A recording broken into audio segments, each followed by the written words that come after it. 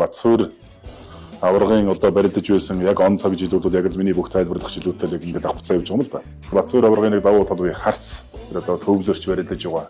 Яг тийм нэг экзэгтэй үед нэг өөртөө байгаа бүхнээ тийм дайчилж баригдаж байгаа гэдэг бол үнэхээр гайхамшигтай. Тийм том наадмын довтой онцгой хүн л дээ.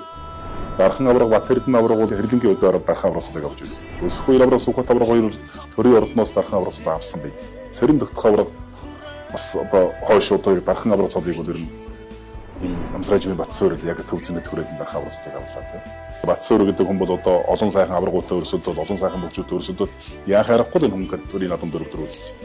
Тэгэхээр энэ хүний бас өөрийн авиас билэг байна, удам судар байж болно, хичээл зүтгэл байж болно. Гэхдээ л бас нэг хов хүнийх нь бас өөрийнх нь нэг аз амны шиг гэдэг зүйл бас байгаа юм л да.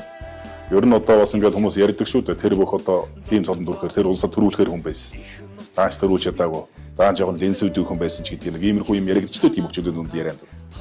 Гэтэл тэр хүн хөдөлмөрлөл явсан бол одоо өчнөө аралж чадсан байсан ч гэсэн тэр цалантад хүрээгүй улсын харьцагцалтай үлдсэн байх жишээтэй л байгаа байхгүй.